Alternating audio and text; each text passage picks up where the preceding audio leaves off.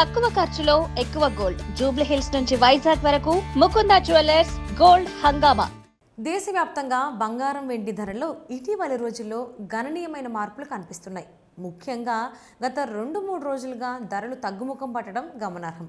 అంతర్జాతీయ మార్కెట్ ప్రభావం, America dollar బలపడటం, పశ్చిమాసియాలో ఉద్రిక్త పరిస్థితులు వంటి కారణాలతో ఇన్వెస్టర్లు జాగ్రత్తగా వ్యవహరించడంతో ధరలు తగ్గాయి.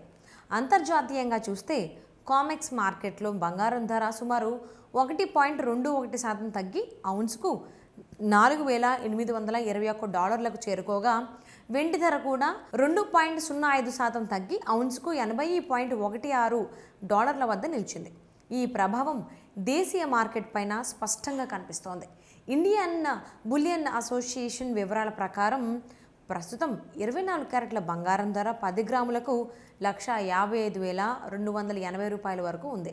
అదే 22 క్యారెట్ల బంగారం 10 గ్రాములు $142,340 వద్ద కొనసాగుతుంది. నగరాల వారీగా చూస్తే హైదరాబాద్, ముంబైలో ధరలు దాదాపు సమానంగా ఉన్నాయి.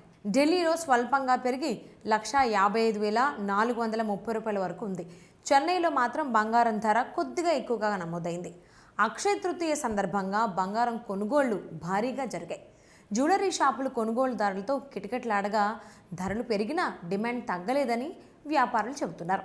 వెండి విషయానికి వస్తే ప్రస్తుతం హైదరాబాద్, చెన్నై, కేరళ ప్రాంతాల్లో కిలో వెండి ధర $2,79,900 వద్ద ఉండగా, ఢిల్లీ, ముంబై, బెంగళూరు వంటి నగరాల్లో $2,74,900 వద్ద ట్రేడ్ అవుతుంది.